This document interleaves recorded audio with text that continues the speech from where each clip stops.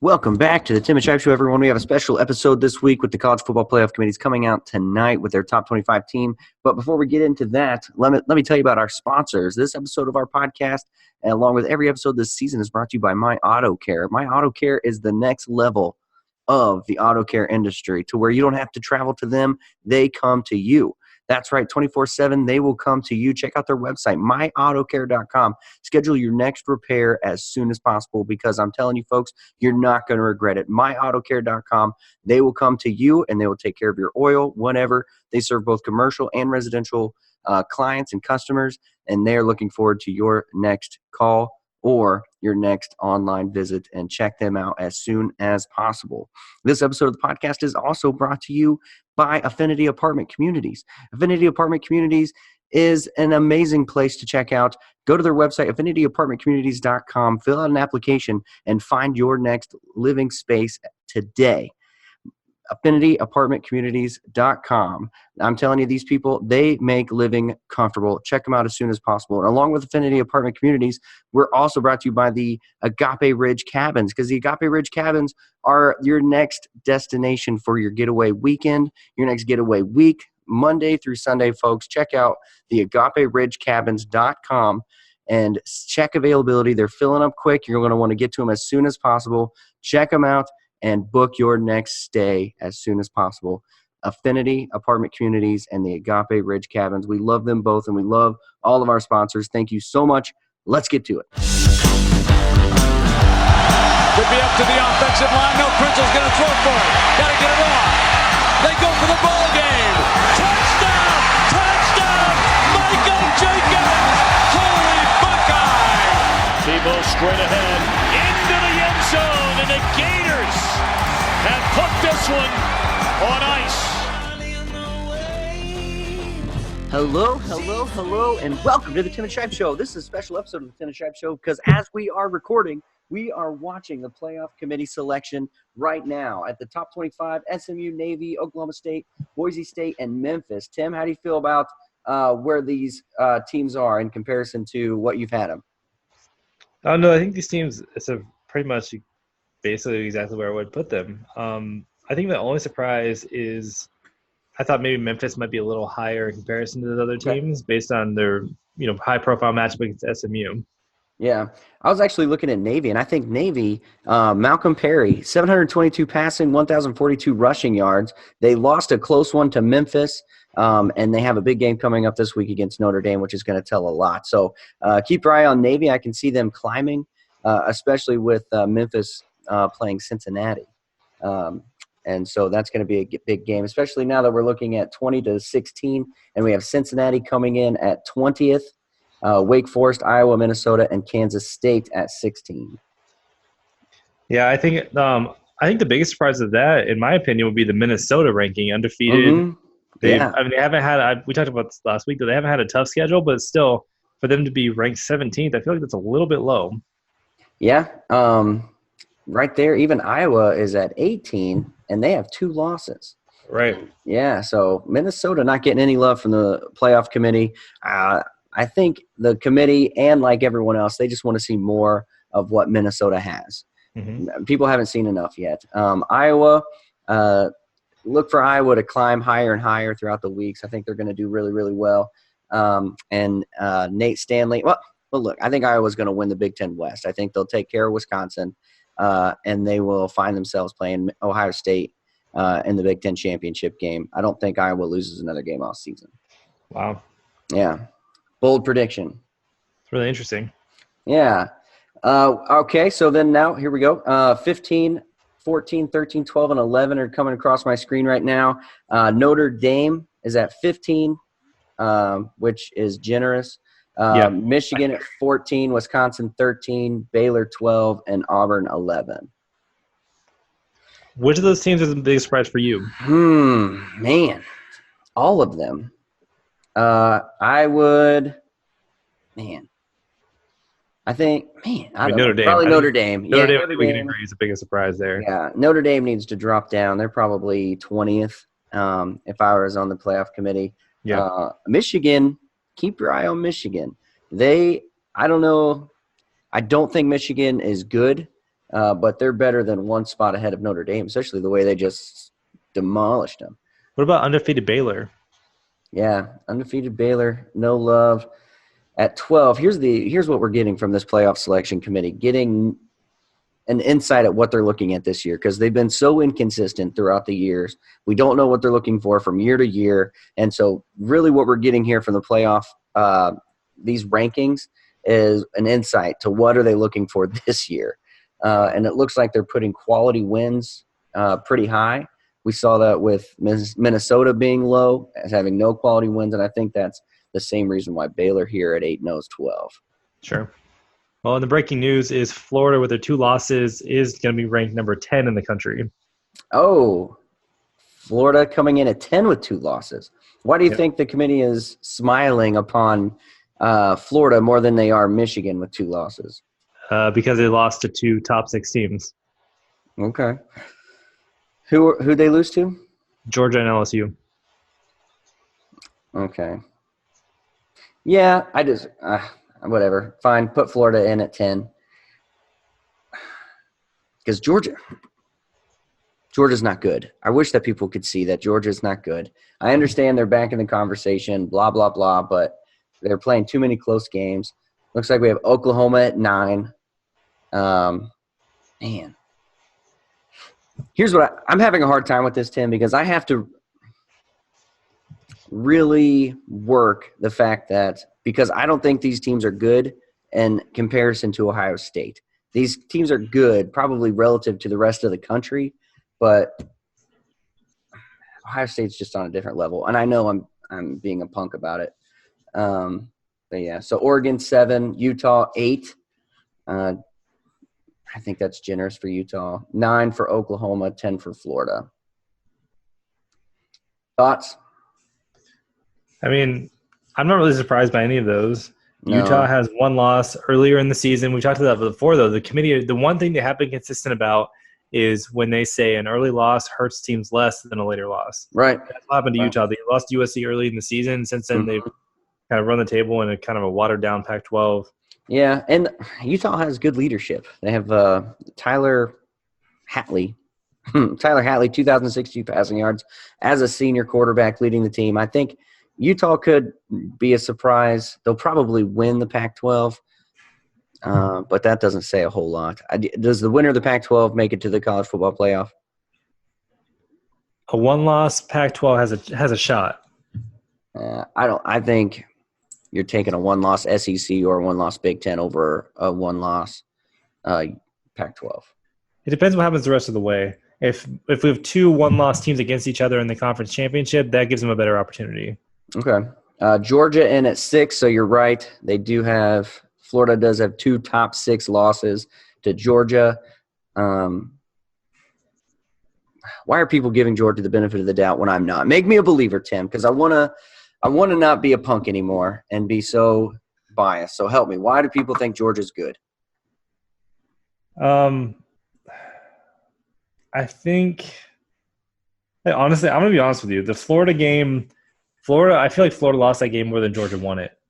Okay. I hated Florida's game plan going into that game, but Georgia's – they're good, but I was not overwhelmed at all by Georgia. Yeah, me either. I don't think they're that good. Big shocker. Did you see this? Are you watching it? I saw it all. Yeah, I saw it all. Clemson at 5. Clemson is I'm ahead of you because I already have the whole top 6. I know. I've been pausing it, Tim. I've been pausing it. I have Hulu. I can pause this thing. Messing with you. Clemson is at 5, and so I love this. I love that Clemson is 5. I think the only thing that would have upset me today is if Clemson was higher than Ohio State, because the only reason you'd put Clemson higher than Ohio State is because of last year, what they did last year. Well, what I read from it is based on what we know who is not in the top 6, we can kind of predict who's coming ahead, who's coming up. Mm-hmm. And from what I'm seeing, who's left in theory, for our top 4, those teams play each other. So basically the message I'm getting for Clemson is you cannot lose a game, which we already knew. Right. But they're basically saying your schedule's weak, your conference is weak. Mm-hmm. But if you go undefeated, you're still in because the other teams have to play each other. So they're knocking each other out. Right, but does a one-loss Big Ten, same question that I gave for the Pac-12, does a one-loss Big Ten SEC, I mean, it's a quality loss. I mean, if Alabama loses to LSU, they're losing to the number one, and vice versa. But not if they're undefeated. If Clemson's undefeated, it's like Notre Dame a couple years ago. If they go undefeated, they're in. I hope that changes. I hope that this year that changes. Like I said, they're so inconsistent year to year, and I hope that an undefeated, terrible schedule does not get you in, because that's trending bad for college football right now. I just don't see it, though. An undefeated conference champion. I mean, this is coming for you last year, though. Like, if the conference champion doesn't mean anything, then what's the point? If they're undefeated, they win a major conference championship, they have to be in. I know, but I don't like the precedent. If they win their conference, yeah, I get that. They win the conference championship. Yeah, I don't like the precedence of having a bad schedule. And I just want them to schedule better non-conference games. And I think you do that by keeping a team like Clemson out for not scheduling it. Or Notre Dame. Just keep Notre Dame out. That's the reality. Right. If they would have done that last year, yeah, things would have changed. Yeah, that's what I believe that too, but they didn't. So they've basically said, we'll reward you if you win all your games. Right. So we have Penn State at 4. Like you said, Ohio State, Penn State are going to play each other, and one of those teams is getting knocked out of the top 4. So Penn State's been a shock. Yeah, big surprise. Big surprise. It looks good for Ohio State. Ohio State plays Maryland this week and Rutgers next week, so the chance of them getting to Penn State undefeated is really, really good. Penn State has to play Minnesota, I think, and Iowa, I think, if I remember right. That's a rough schedule. So, yeah, they don't have as great of a chance of getting to Ohio State undefeated, but still, I would love to see 2-4. I think this also is setting up for Ohio State to be number 1. I haven't seen it yet. Like you, I'm not quite live, but I think it's setting up for Ohio State to be number 1. And honestly, I'm not going to be disappointed if LSU is number 1. They've absolutely earned it. 1 and 2, I think they're interchangeable. You could make an argument for either. It really doesn't matter, honestly. Yeah, it doesn't. Really, it's fine either way. Alabama at 3. I'm okay with that. Yeah, that's fitting. Same reason why Clemson is 5, I think. I think they put Alabama. Oh, LSU at 2. There it is. Yep. Okay. I like this committee a lot. I mean, honestly, I would like to see their comments on how they decided it, because in my opinion, LSU has a better strength schedule. They're both undefeated. It really doesn't matter because they both have to finish out the rest of the season. But I just like to see where they decided between LSU and Ohio State. Yeah, and I think that's fair. I think the reason I pick Ohio State is, 1, I'm a homer, and 2, just the way that they're winning. Not one game has been close. Even when Indiana is looking good, is looking better and better every week. Cincinnati's looking better and better every week. Don't mention Cincinnati. Wisconsin. Did you watch Cincinnati last week? Top 25 team. Did you watch Cincinnati on Saturday? I understand. They won by a field goal. I get it. No. They were down by 2 touchdowns. They did not deserve to win that game at all, period. Eastern Carolina handed them that game. So Eastern Carolina has a 3-win team, I think. So stop calling Cincinnati a good team. They're not a good team. They're going to lose to Memphis. They may, and there's a good chance that they do. Here's where I'm coming to. The more and more that I talk about this, and the more I am rationalizing things and coming down to earth a little bit, is that I think any win against a top 25 team is a quality win. And so by the end of the year, Cincinnati may not be a quality win, but as of right now, it looks like a quality win to me. But they weren't top 25 when they played either. So in the meantime, they earned a top 25 ranking. But if they didn't have it, they lose it again. Does it still count as a top 25 win? No, if they lose it, that's what I'm saying. Like if at the end of the season they beat a team that's in the top 25, I think it's a quality win. So as of right now, I'm looking at that Cincinnati game as a quality win. Okay. Is that fair? I think that's fair. I'm fine with it, kind of the quality wins, as long as you stop saying they're a good team, because I don't think one of us really believes at this point that they're a good team. I've been telling you that. That's what we have to figure out, Tim. Like I've told you, I think 8-4 is a good team. In a Power 5 conference, maybe. What do you think is a good team? What's your definition of a good team? Well, in a non-Power 5 conference, 2 losses is a bad team. Okay.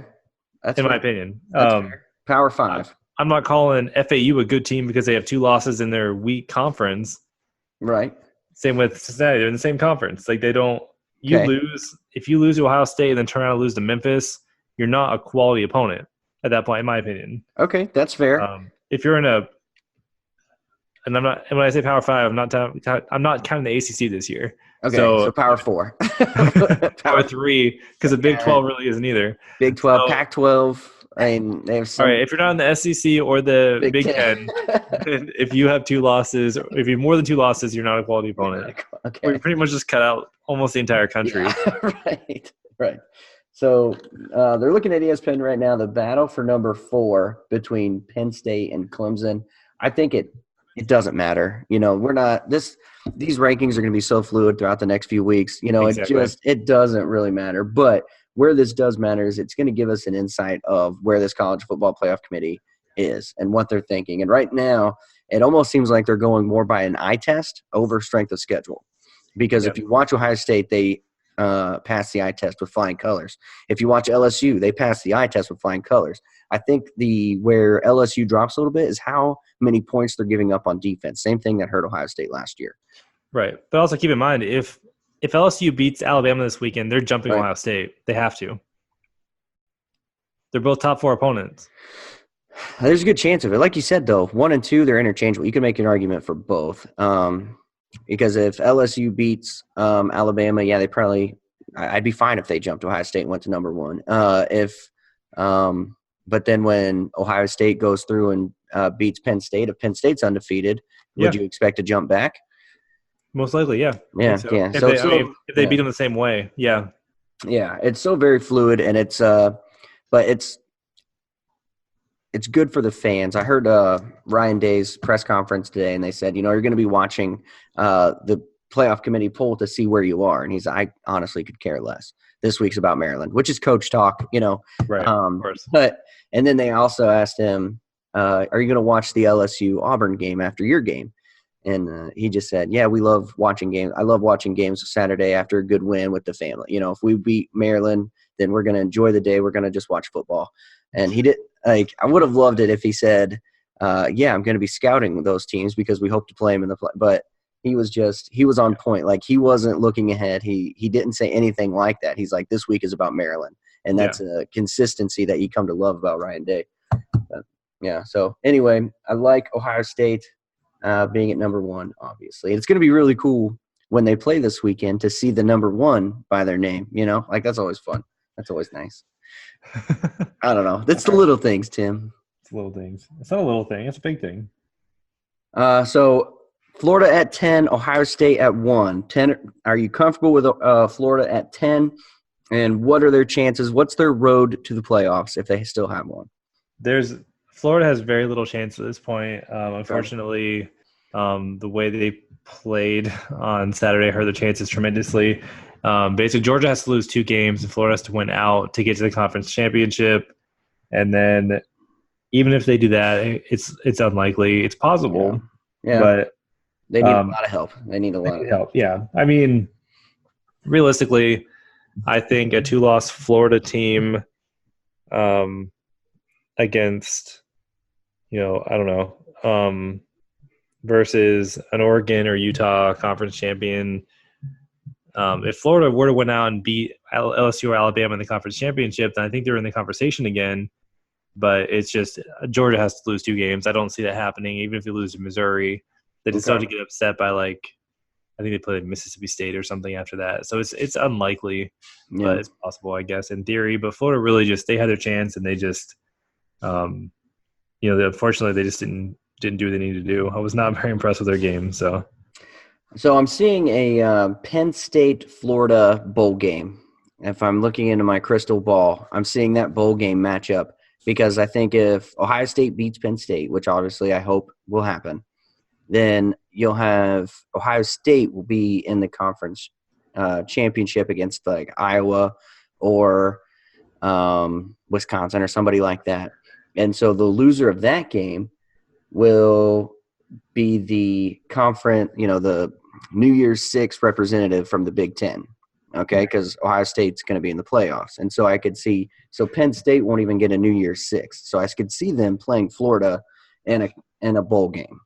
Oh, sorry, did you say the Rose Bowl, is that in the playoff this year? I don't know. I haven't Okay, looked so far. that's really the key. Yeah. Because if it's not part of the playoff this year, then it would be a possible Penn State highest ranked non-playoff team versus a Pac-12. That's the one consideration I So would it put in there. could be Utah maybe. Yeah. So anyway, if we do have a Florida Penn State playoff game, and I put Penn State, since they're going to be closer to home, I'm going to give them 3.5, or I'm going to lay 3.5. Okay, so Florida favored by 3.5 against Penn State in a bowl game. I take those points. Going Florida on that? Yeah, definitely. Okay. Yeah, I think Penn State's quarterback is really young. Yeah, he is. Mm-hmm.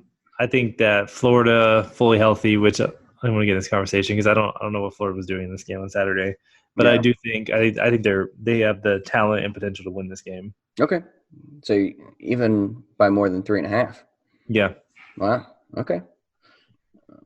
So if the playoff were to happen tomorrow, it'd be Ohio State, Penn State, and LSU against Alabama, and we're going to get both of those games. It's going to be a crazy couple weeks. The pre-playoff playoff. Yeah. Because it's really playing in or basically playing out. Like the loser of these games is at a huge disadvantage.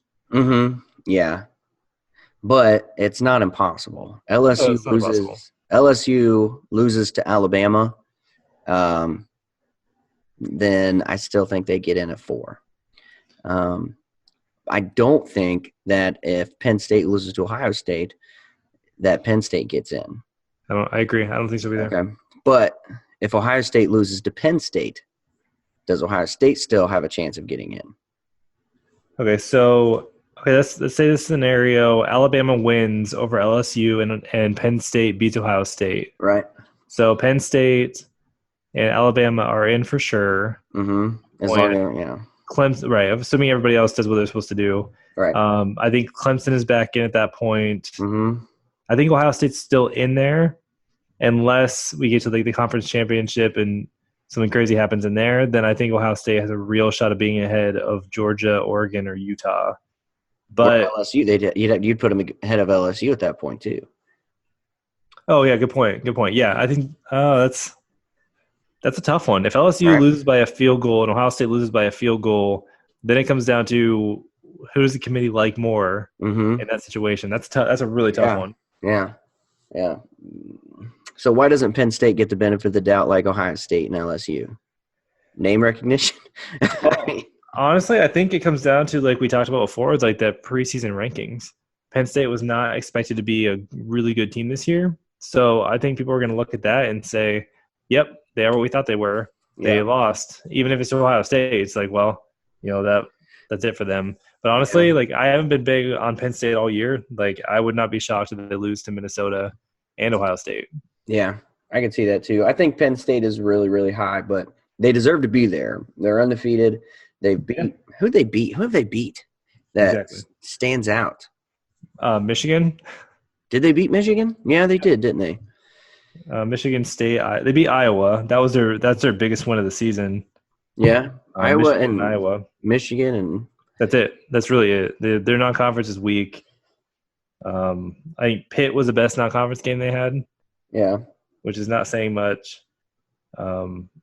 Maryland, Purdue, Iowa, Michigan State. That's their schedule. Yeah, it's obvious the committee's giving no love to the ACC, Pac-12, Big 12. No love at all. No, I mean for good reason. Yeah, for good reason. It's refreshing, if I'm being honest.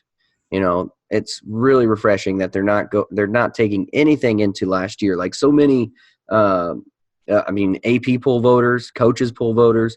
You have all these people who are taking not moving Clemson out of number 1 because of last year.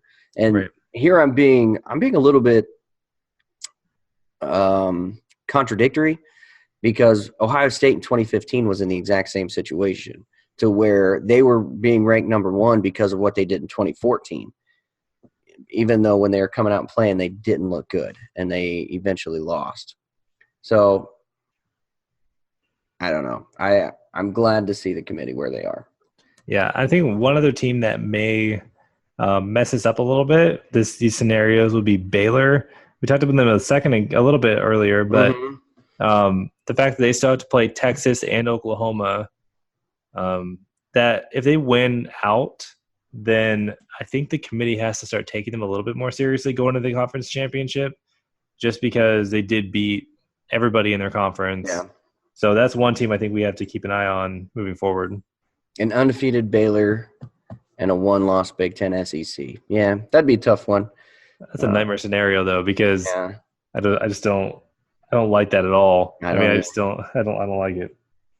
I don't really like the idea of anyone from the ACC, Big 12, Pac-12 getting in at all. I just don't. I don't think they've earned it. I would rather see Georgia in the playoffs over Clemson at this point. Clemson hasn't earned it. All right. So anything else you want to add before we kind of get to our regularly program schedule, Tim? No, I'm just excited that we're finally at this point. I like that they waited this long to do their rankings. I think that's justified. I think overall, I'm satisfied with their rankings. I think they did a good job. I'm just excited to see, like you said, it's fluid. I'm excited to see these matchups. It's almost like every week from this point on is a little mini playoff. Yeah. These games matter more than they ever have. The committee is so inconsistent. You can't afford to lose because you don't know year in and year out what this committee is looking for. So I'm excited to see how the next few weeks go. Right. If I'm a coach, that's what I'm telling my players week in and week out. You do not put this in the committee's hand. We control our own destiny. We do it ourselves. If we put this in the committee's hand, like Ohio State had to do last year with their loss to Purdue. Purdue. Right. You do not put this in the committee's hand. You control your own destiny, and you play out week in and week out. Like you just go out there with something to prove. Absolutely. All right. So big game coming up. I saw somebody on Twitter say that they wouldn't be surprised if they did LSU 1, Alabama 2, just for the ratings to get the 1 and 2 matchup this upcoming week. But I'm really glad. It's nice that the committee isn't owned by a particular network, because if they were owned by CBS, with CBS hosting this game, it would be 1 and 2. Right. But they're not. They don't care. Or if it was Fox, they would have Ohio State, Penn State. Exactly. Yep. You're right about that. So, all right. So that's where we leave you. We have Ohio State 1, LSU 2, Alabama 3, and Penn State 4. These are going to change a lot, folks. So stay tuned in. We'll keep you up to date on what's going on week in and week out. And with that, let's get to our regularly scheduled program. Tim Jones, what happened to the Florida Gators last week? They lost. I know, man. No, honestly, I don't know. Like, I was so excited going into this game. I talked about this last week, cautiously optimistic. I know. Expecting a unique game plan, like a good strategy. Like, I was like, this is their chance to really plan for this. They've had 2 weeks. Florida came in this game with the mindset of, we're not going to run the ball.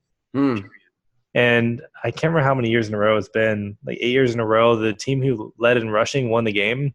Oh, wow. And Florida just threw the ball over and over and over, and it just didn't work. Defensively, I was happy with Florida. They had a couple mishaps defensively, but overall, I felt like they really controlled the line of scrimmage.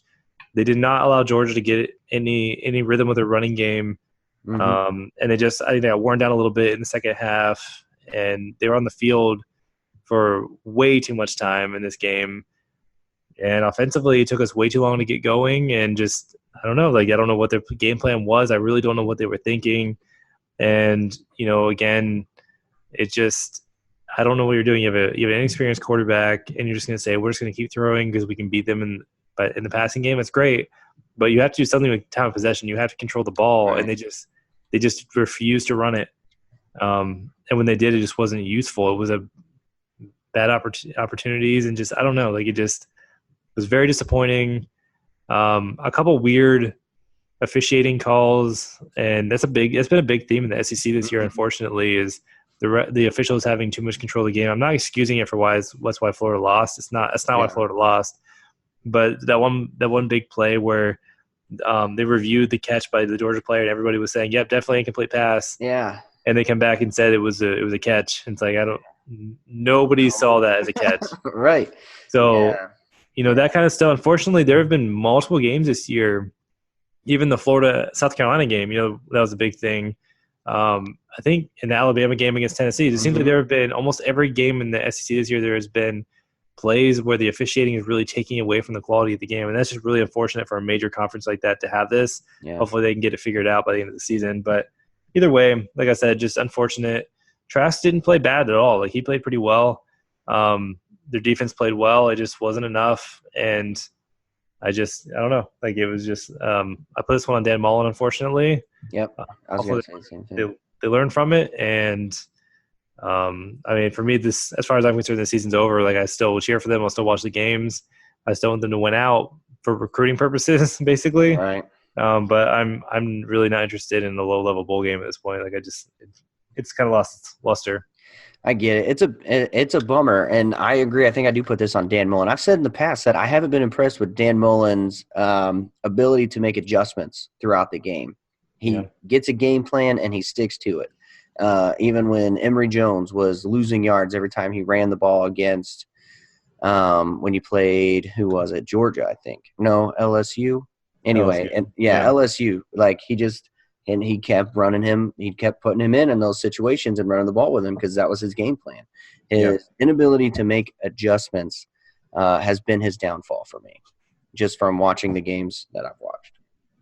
Yeah, and I think even in this situation, it was just more of like the game plan to go like, from the beginning. I don't understand it. Like, I understand getting your quarterback, giving him some confidence early in the game, but why would your whole game plan be set on just passing? Like, we're not even going to try to run the ball. Like, that just makes no sense to me whatsoever.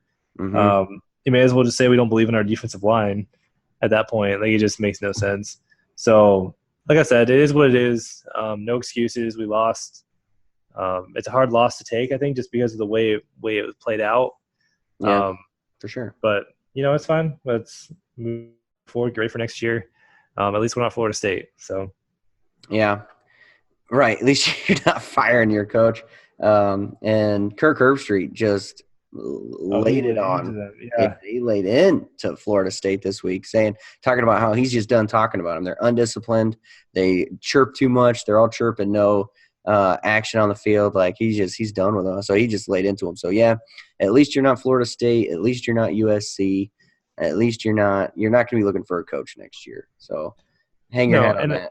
And there's a really good chance you're New Year's Six bowl eligible. I mean, that's there's a real opportunity for that. We should win out. I really don't believe we're going to lose another game this year. And that's something hopefully Dan Mullen learned from this experience too, and he'll grow from it as a coach, and he'll be able to make some adjustments moving forward, change some things around. The good news is we have Vanderbilt this weekend, and they're the worst team in the conference. So, yeah. So you'll be just fine, and I think I don't know. I don't want to say you should be happy with a New Year's Six bowl, but it's a big deal. So enjoy it. It's fine. Like I said, it's good for recruiting. That's basically it. Yeah. But it's something, so we'll take it, I guess. Sure. Okay, so looking at Ohio State going into Maryland this week, coming in as the top-ranked team in the country. Okay, so let's be realistic. Ohio State has 3 bye weeks leading up to the Penn State game. They got Maryland. They had a bye week this week, Maryland and Rutgers. So they're going to skate through. They're still going to come out fired up, I think. I think they're going to hang a lot of points on both of these teams, and they're going to play really, really well. But the real test is going to come against Penn State. And I don't want to count my chickens because Maryland at the beginning of the season was scoring a lot of points. They're going to come in fired up this game, but realistically – it's a bye week. I mean, it's a easy win. They'll be out by the third. Starters will be out by the third quarter. Right. Both of these weeks, Maryland and Rutgers. Yeah, totally agree. Rutgers is a basically Division II school in a Big Ten uniform. Right. Maryland's not far ahead of them, so yeah, they're bad. Had such high hopes for Maryland too. Like after the first few weeks when they were breaking records for scoring. Breaking records, yeah. Hanging tons of points on people. But then they just, as it always seems to do with Maryland, the wheels fall off and they crash and burn. You're exactly right. It seems like that's a pattern for them over the last several years. Mm-hmm. Yeah. Real traction, though, this week, Chase Young for the Heisman. So that's exciting for Buckeye fans. But Yeah, so not a whole lot of news for Ohio State. Keep things rolling, keep things moving. Ryan Day, I will say, Ryan Day's ability to make adjustments has been what I've been most impressed with Ryan Day so far this season. Have you watched many Ohio State games, Tim? I'm trying to. I haven't watched the entirety of every game, but I have watched bits and pieces at least of every game. Yeah, if not the majority of them. When he has played tougher opponents, when he played Michigan State and Iowa, it seems like the first couple series he's just like kind of testing the waters, saying, okay, what are you doing when I do this? What are you doing when I do that? And then once he gets it, it's full throttle, all go. It took a little bit longer with Wisconsin third quarter, but Ryan Day's ability to make adjustments has been so impressive to me because he makes them on the fly. Like he just second quarter, third quarter, he just seems to know how to hurt a team once he gets it. Once he gets it, it's on. So I've just been really impressed with Ryan Day so far, and honestly, I don't know if Ohio State would be doing this well if Urban Meyer was the coach. Yeah, that's very hard to say, though. It's really hard to say. I mean, it's comparing apples with like maybe a little bit shinier apples. I mean, they're both really great. It's just hard, one, and I don't even know if one's better than the other. They're just different. Yeah. So anyway, let's go into our top 4 team, Tim. That's where I kind of want to take this because is your top 4 where the committee's at? I know we've talked a little bit about we're okay with what the committee has done. 1 and 2 is interchangeable in all reality. But I want to – you and I have talked about this before in our show prep where we had you've always had Ohio State really low, and I think it's just to give me hay and to push my buttons. But you said something a few weeks ago that teams lose points because of bye weeks. Help me understand that better. Lose points in what way and why? No, and that's the thing is the key to this is, and I think Ben Billman actually expressed it better than I did even, it's more about the teams who don't have these bye weeks, by playing, they get the benefit of the doubt. So, Clemson played Wofford, they barely get a benefit. Georgia being Florida, they get a benefit. You know what I mean? So it's more so I'm not necessarily punishing these teams for taking the week off as I'm giving credit for the teams that played in the interim. So, for example, the conference championship games, if Notre Dame's in this conversation, thank God they're not this year. Right. But if Notre Dame's in this conversation, they lose points for me because the other teams around them are playing these conference championships. They gain points. So it's more so about what the other teams are gaining than what teams who don't have a game are losing, if that makes sense. Okay, so Georgia playing, I know you said it puts Georgia beating Florida puts them back in the conversation. Yeah. Would you put them in your top 4? They are not my top 4, no, but they are my top 6. Okay. Where were they before the Florida game? They were like probably 8 or 9. Okay. So they've made a jump by playing, but that doesn't automatically make them a top 4 team just because other teams didn't play. Okay, that's fair. It's a compromise. It's a middle ground between the two things. I think they both have to be factors. How far they're not going to move up 8 or 9 spots. You know what I mean? Mm-hmm. Mm-hmm. So, let's start with your number 6. Let's just go into our top 6 teams. Let's see how we match up against the committee. Okay. So, actually, to be honest with you, this is my Penn State. Actually, is my number 6, not Georgia. Georgia's my number 5. I'll just give you both. Okay. My number 6 is I'm actually going to throw Oregon in at number 6, just because I don't think Georgia's good, and I haven't done enough research on Oregon, and so I'm just going to slip them into my top 6. Okay. So who's number 5? Number 5 is Penn State. Actually, I'm giving Clemson the nod at number 4. I think they've turned a corner since the North Carolina game, just like I think after last year, after Ohio State barely squeaked by Maryland when they turned a corner. I think Clemson has turned a corner. I think they're actually turning into a pretty good team. Whoa. I know. You called me a Clemson lover today about jumped through my phone and punched you. I'm not a Clemson lover, but I do think that they've turned a corner. I think I think they could make waves. So you put them at number 4. Yeah, they're in over Okay. Penn State. Yep. So my number 4 is Ohio State because they were number 3 last week. So they're number 4. You're only doing this to get under my skin because you said you had no problem with the committee. Well, I don't, but I'm being consistent. They were number 3 last week. They had the week off. They dropped a spot. I'll continue. My number 3 is Alabama. They were number 2. They dropped a spot because they didn't play. LSU didn't play either. They number 2. Well, tell me your number 3. I'll tell you my number 2. My number 3 is Bama. Okay. Because my number 3 is Bama because mine is based on how they've done throughout the year, not week to week. Okay. Well, mine's a combination of all. Gosh. LSU is my number 2. LSU is also my number 2. Who do you have as number 1, Tim? Florida? My number 1 is Clemson. Oh, my God. Florida is my alternate for number 1. Clemson played. They were number 4. The other 3 were off. Clemson jumped to number 1. You're so ridiculous. All right. So, as look, here's the reality. 2 of these 6 teams are going to have a significant jump next week. That's the bottom line. It's all fluid, just like the committee's rankings. This really doesn't mean very much this week. Next week is going to be a significant change in these top 6. Okay. So give us a peek. If everything happens the way it should, we think LSU is better than Alabama, right? You and I both, if we were to pick the better team today, we'd say LSU is better than Bama. Well, I thought you said last week you thought Alabama was better than LSU. But I think LSU is better than Alabama, yes. Man, I think it's interchangeable. I think if these teams played 10 times, they'd each win 5. I mean, honestly, I think that they're both quality. It's hard to split hairs. Are you talking about healthy Tua, or does it matter? Healthy Tua. Yeah, healthy Tua. I don't think we're going to get Tua at 100%. Is he going to play at all? Do you know? That's what I'm saying. If he even plays, I don't even know if they've been said. But I don't think we're going to have that situation. So I think LSU definitely has an advantage in that. Okay. Okay. So I don't know where I was going with that. LSU at 2, Bama at 3.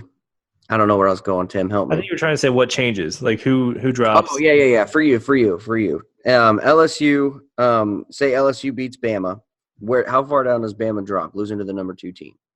I think right now they probably 4 or 5.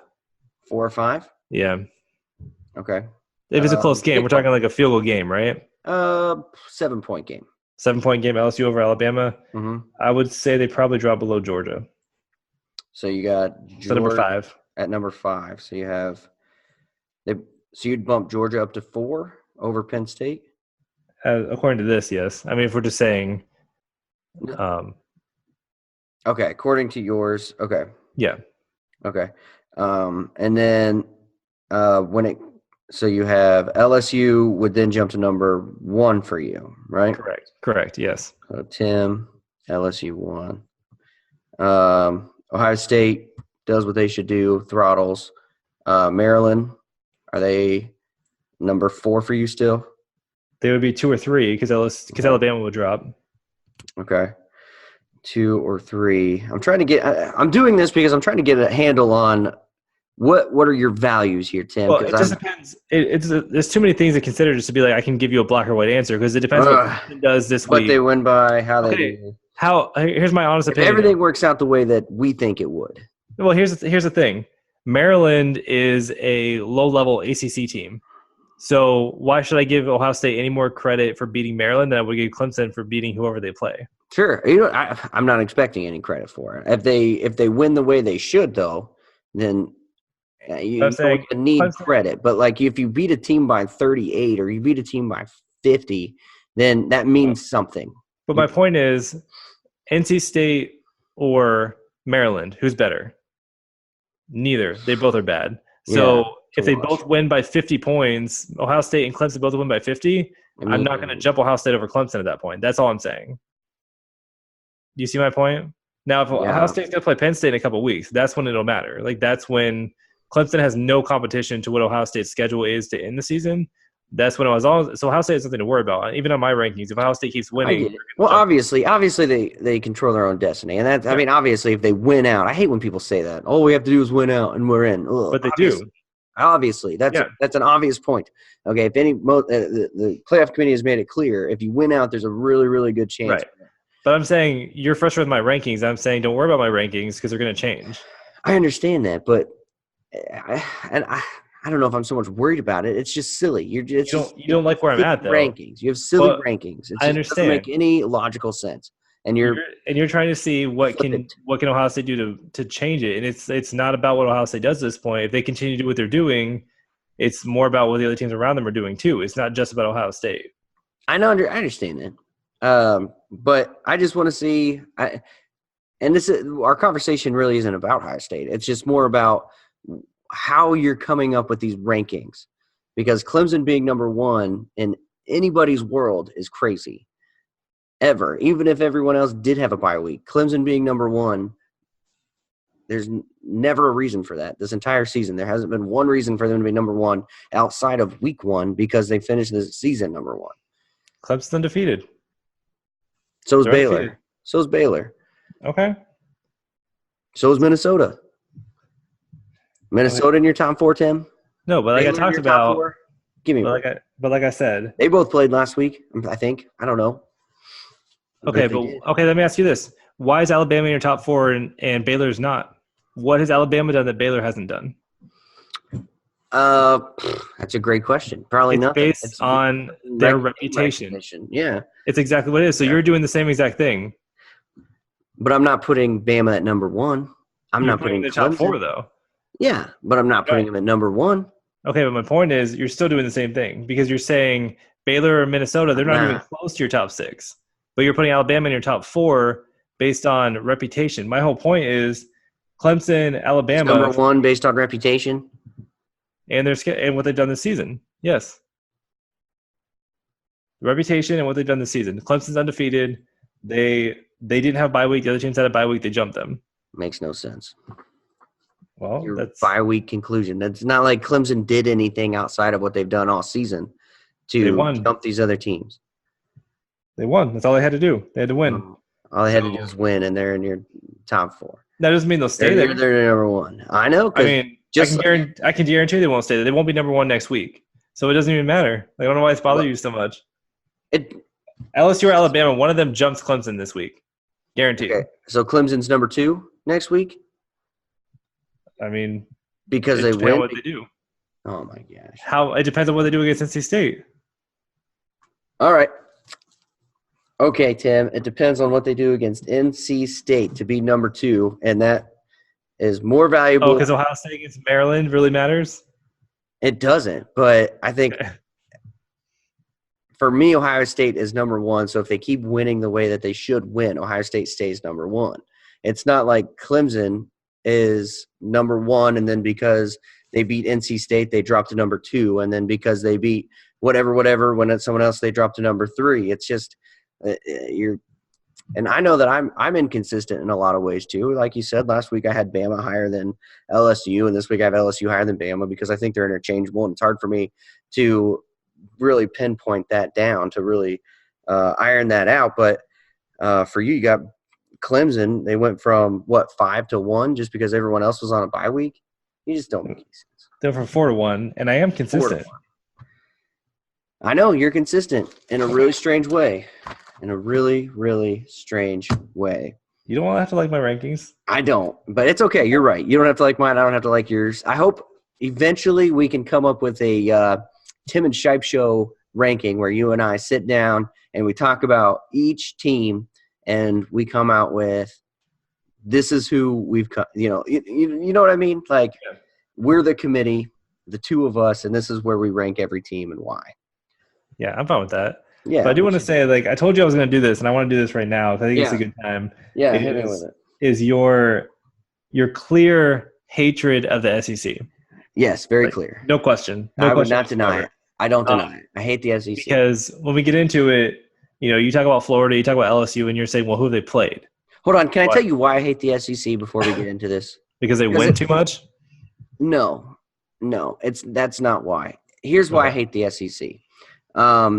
Because you have teams like Texas A&M who were ranked – what were they ranked? Like 12th coming into the season? It was something ridiculous. They just got out of the top 25 maybe 2 weeks ago after they lost to like everyone. Okay, and then you have teams like I think Florida overranked, Georgia overranked. You have these teams in the SEC that are coming in really highly ranked, and it's making these other teams look good. And so I don't like the SEC because they seem to get the benefit of the doubt more than anyone else. It's not. I really respect the coaches in the SEC. I think they have fine players. I just don't like where the AP poll seems to always put the SEC higher than the other conferences, and it seems like people give the SEC the benefit of the doubt more than they give the other conferences. So that's why I don't like the SEC. So let me just lay that out there before we go into this conversation. Okay, and that's fine. And I think what it comes down to for you is you have a little brother complex with the Big Ten, where you really do. It's not, though. No, that's I don't think that's because you're like, we're good too. Like that's their point. Is like we're good too. Like we don't get the attention the SEC does, but we're just as good as them. And we have this conversation every year. We're like, as a conference, we're just as good. And then it's like, but then you have like this Wisconsin team this year, and you're saying we're still really good. This Wisconsin team is really good. And then it's like, but Auburn's terrible. Auburn's garbage. They're horrible. They're awful. But Wisconsin's still really good. No, here's okay. I think that's fair. Here's my rebuttal to that.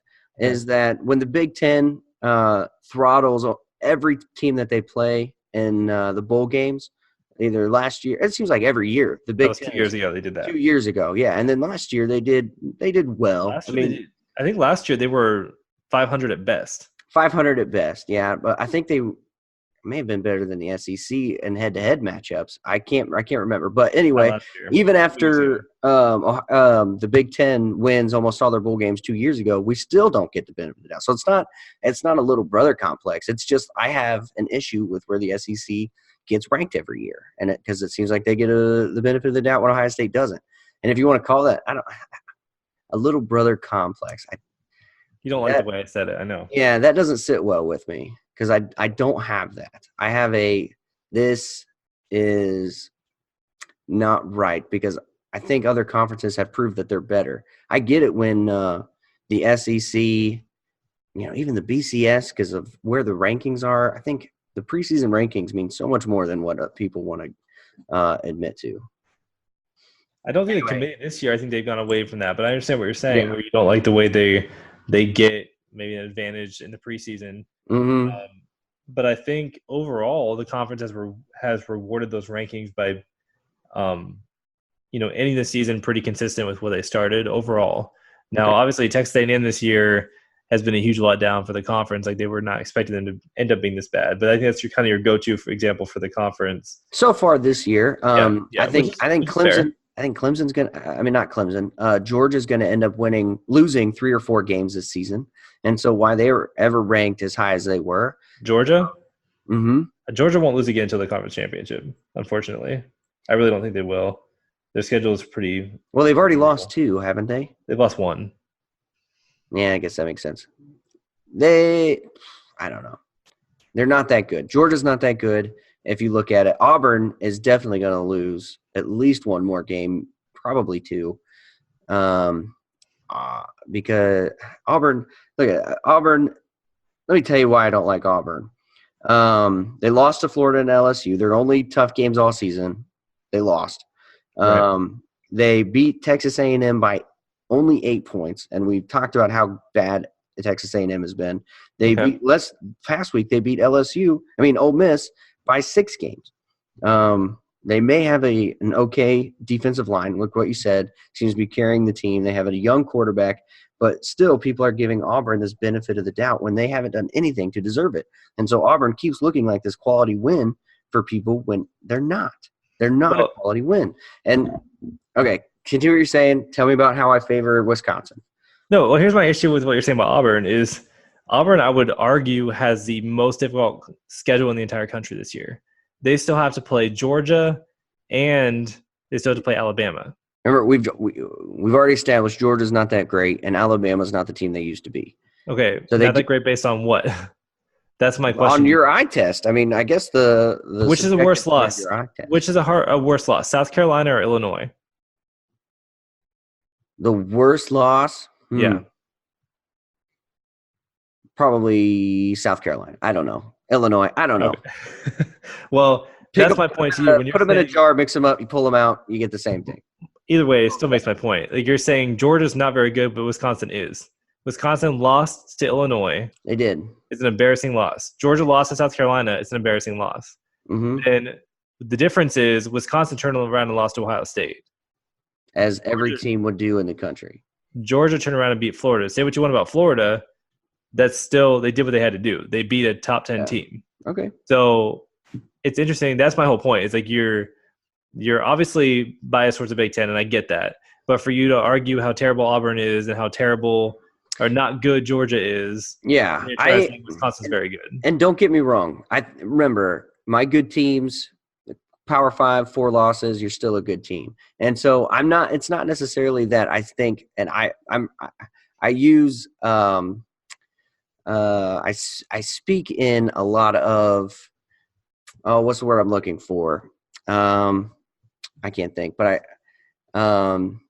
hyperbole. I don't know, but because I just like to. But in all reality, I just don't like Auburn and Georgia because I think they're overranked. Not because I think that they're bad teams, because I just think that they're way overranked and they came into the season way overranked. Auburn, that's fine as long as you find the reality of where they are, and that's my whole point. Is like you fight for Wisconsin, but my point is the only reason for fighting for Wisconsin is to make your conference look better and to make your team look better. That's your whole argument there. Do you agree? My whole argument for Wisconsin to be good is because I think they are good. I think they have – what are they sitting at, 13, 14, somewhere around in that range. I'd probably put Wisconsin 17 or 18 if I'm being objective about it. I'd probably put Wisconsin around 17 or 18. But that also means if I think that Auburn and Georgia are around 17 and 18. You're putting Auburn and Georgia on the same level? Yeah, I think same thing. Put them in a jar, mix them up, pull them out. I think I'd give maybe Auburn, maybe Georgia, if they're playing head to head, I may give them 3 points. I would give Wisconsin 3 points. Auburn, I would pick Wisconsin to win it outright. I think Wisconsin is better than Auburn, and I think it's close against Georgia. That's all I'm saying, is that they're top 10 when they shouldn't be. They should be down maybe 15, 16 range. That's what I'm saying. Well, I think that's my whole point, though, is the way you describe it is how Wisconsin's good. Wisconsin's really good. They're a really good team. And then in the side of your mouth, you're saying Georgia's not that good. Yeah. Auburn's not a good team. They're going to have 4 losses. But you're right. They're going to have 4 losses to LSU, Florida, Georgia, and Alabama. The only tough games they have on their schedule. The only hard games they're going to lose all of them. Games. Can you argue that any other school in the country has a tougher schedule than that? If I could probably make the argument for a lot. I haven't looked at all the schedules, but that's a tough schedule. I mean, I'm not going to – it's a tough schedule because the SEC paints it as a tough schedule because of these over rankings. That's my whole point is with these over rankings, their schedules look a lot harder than what they are in reality. Well, keep in mind, this is a team that beat Oregon. They already played Oregon this year. So week 1. Well, regardless, that's a top 6 team on your list. Yeah. So now we're talking about a team that has beaten or played by the end of the season. They will have played 5 top 10 teams and lost 4 of them. Yeah. So that's just Auburn, just as an example. Yeah. I still think they're overrated. I'm telling you. But I'm saying if you lose to 4 teams and when you're playing them, they're in the top 5. All 4 of those teams will probably be in the top 5 when Auburn plays them. Yeah. And in the top 10 at the end of the year, realistically, then you win one of those games and lose 4, but you win the rest of your games. Like, I can think of worse things to happen. Like, I don't know. Like, I'm not saying it makes Auburn a good team, but I'm saying you have a really unfortunate schedule. Yeah. We can agree on that. I think Auburn has it tough, and they win the games they're supposed to win, and they're losing all the others. And they win the games where they're favored, and they're losing all the rest. So call it what you will. I call that overrated. When you can't beat a top team, you're overrated. I'm just saying, you put Oregon in your top 6, so they beat Oregon this year. It said that they get points for that. Yeah, Oregon's in my top 6 because of their conference, I guess. I mean, they're winning games, and so they're in my top 6. They have a pro quarterback taking the snaps, a pro quarterback playing in college right now, taking the snaps and leading the team. So I give Auburn a little higher ranking maybe than I should have, now that you're talking me out of it. But anyway. Okay, that was good. Anything you'd like to add, Tim? Any last points on that? No, I think we beat that horse and beat that drum enough. Yeah, yeah. All right. So our Gator Buck is over. We'll have our final results on that. Maybe we'll post it on Facebook. So give us a like, follow, comment on Facebook, Instagram, and Twitter. We're on all of those platforms. We really only respond to Facebook. So if you want to get a hold of us, reach out to us on Facebook, and we may catch you on Twitter and Instagram as well, or send us an email, Tim and Shipe at collegefootballpod.com, and we will post our final results for the Gator Buck team. All right, Tim, final thoughts going into next week. Hit us with them. Going into next week. Pause that. Give our picks. Yeah. And results. Let's do that first. Sorry, everybody. No, that's fine. So our picks for last week, we had 3 games last week. Mm-hmm. We did the Georgia-Florida game. We both picked Florida. Obviously, we know what happened there, unfortunately. Yeah, man. Very disappointing. Oregon-USC, we both picked Oregon, and they pulled off the win there against USC. Mm-hmm. Mm-hmm. And then the third game was the SMU at Memphis game. And this is interesting. I actually texted you about this over the weekend. Yeah, you did. I was hoping you were wrong with that 6-point spread. No, it was a 6-point spread towards Memphis. I picked SMU, you picked Memphis, and it was a 6-point game. It was a wash. It was a 6-point game, exactly. So nobody gains anything. I'm so disappointed because Memphis was up by, 2 or 3 scores at one point? I think. Yeah, it was. I almost texted you like, whoop, looks like I made the right choice or something like that, something snarky. But I'm glad I didn't because, gosh, and how many points were scored in that game? A lot of points. It was rough. An embarrassment. So I'm still up on you 5-3 okay. Going into this week. But this week, man, I went a little crazy this week. I don't think we've ever done this before. But we actually are doing 5 games this week. I love it. So the last few weeks have been slow. This week we actually have some really good games. So of course we're always picking the Florida and Ohio State games. Right. So let's start with those because those are actually the least interesting games this week. Right. So we'll do Vanderbilt going to number 10 Florida. Okay. Florida is favored at home by 26. I hate these big spreads. Gosh, they're hard to pick. 26. Give me Florida. Yeah, me too. Vanderbilt is the worst team in the SEC this year. Yeah. Florida is going to be angry. I think they're going to win by 45 points. Yeah, give me Florida. All right, the second game. This one is interesting for me. I'll go first I'm really excited to see this. Maryland going to number 1 Ohio State. Okay. So Ohio State is favored by 43.5 points. That's the thing. They've covered the spread in every game. They put it at more than covered the spread in every game. Put it at 27, we'll score 40. Put it at, This is only the second game, I think, all year they've been favored by more than 40 points. So what's the spread again? I'm sorry, 46? 43.5. 3.5. Gosh. I'll go first. You have your pick, or you want me to wait? I don't have my pick. Maryland at Ohio State, 43.5. All right, I circled one. I have it. Go. All right. I'm taking Maryland in this just to cover. I think Ohio State's going to win by 40. Yeah, that's what I did too, because that's a safe bet. To think that it's a lot of points. It's a lot of points, and as soon as they get up by 28, they're going to be preserving their starters. Exactly. At this point in the season, yeah. You're past like the developing, building your system at this point. This is all like preservation. Get hurt. Yeah, exactly. Yeah. So I took Maryland in that one. You did as well. Okay, so the next 3 games, we have Iowa at Wisconsin. So 18th ranked Iowa going to number 13 Wisconsin. Wisconsin is favored by 9.5. Favored by 9.5. I'm going Iowa on that one. Yeah, I am too. I was really hoping you go Wisconsin on that one, but then No, I already said Wisconsin. Iowa's in the conference championship game. I hope they are. I might go to that game. If it's Ohio State, Iowa, I might go. Yeah? Mm-hmm. Nice. Take a road trip to Indy. There you go. All right. Our next game is number 4 Penn State traveling to number 17 Minnesota. Penn State is favored by an even 7. Penn State -7 at Minnesota. This is a tough one.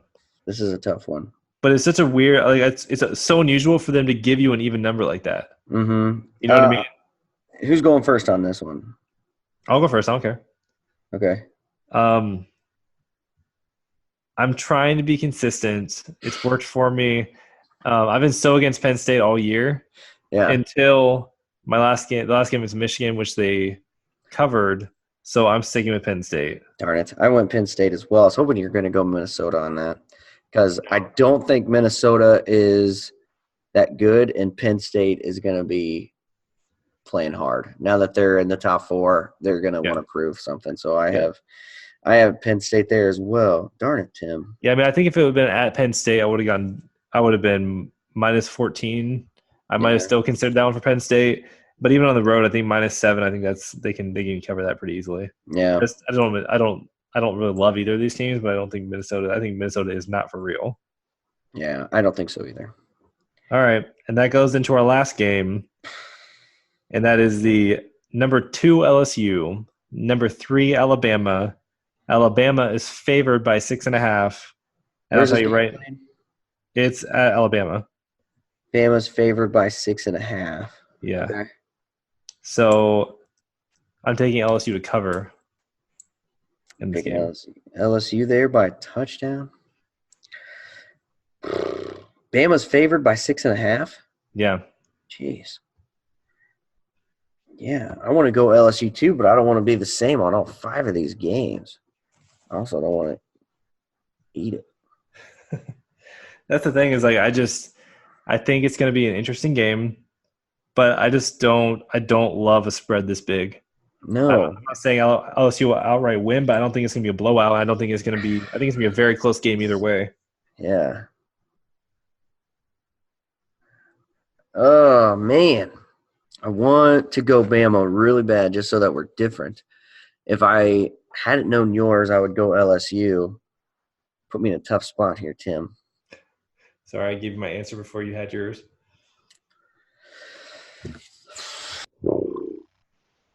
I don't know. I don't want to buy you tickets to a game next year. I really need to bring this to 5-4. I really want a jersey. I think number 1, if you're buying me a jersey this year, I want you can match my jersey? No, Justin Fields will be back next year. That'll just be a nice jersey. You want to wait like a couple years and you actually get the player's name on the jersey? That'll be nice too, yeah.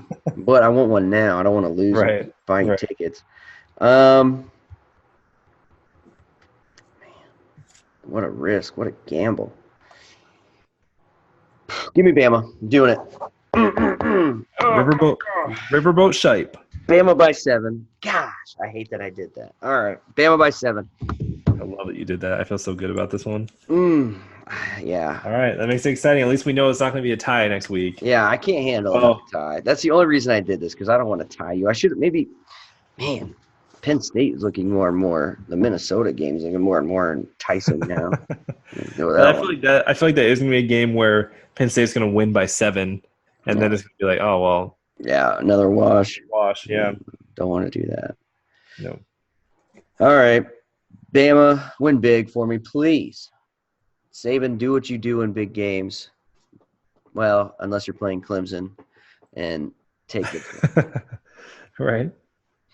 All right. So final thoughts, Tim. What do you have for us? All right, so I'm just gonna get into one of, like, I would say Florida's biggest rival, Florida State, and their Willie Taggart debacle. A season and a half in, and they fire him. This dude he's a genius. He's an evil genius of some kind. This Taggart? guy, yeah, he coached a season and a half.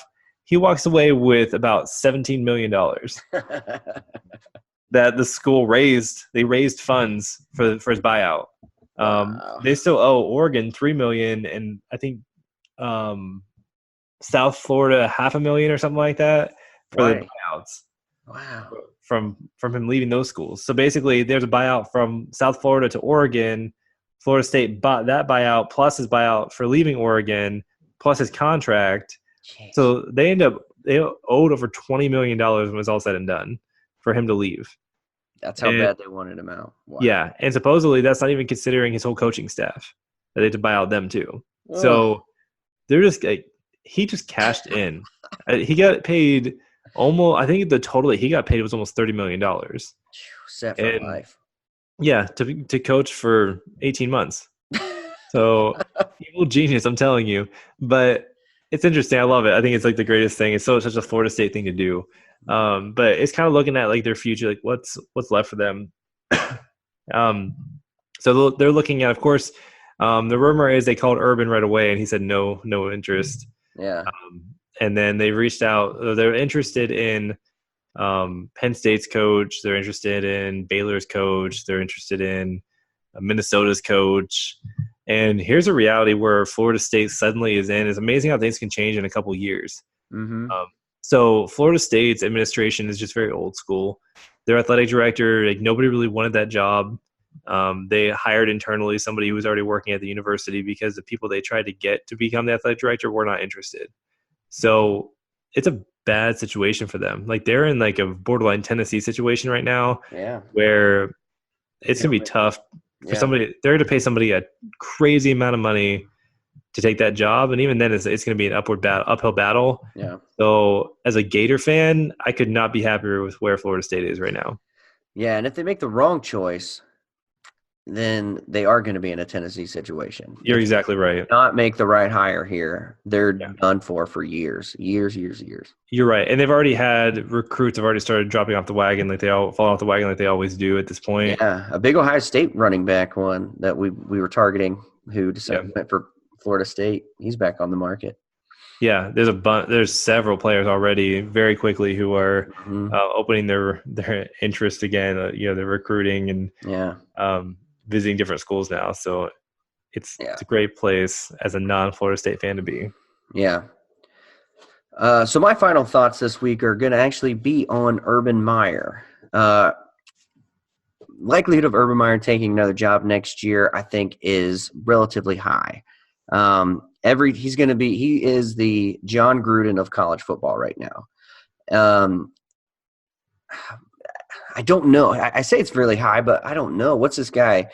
What does he want? It seems like every coach who ends up leaving comes back. Mac Brown, John Gruden. They all end up coming back because I think they have this coaching itch, that they can only scratch by coaching, that drives them. It's what gives them purpose.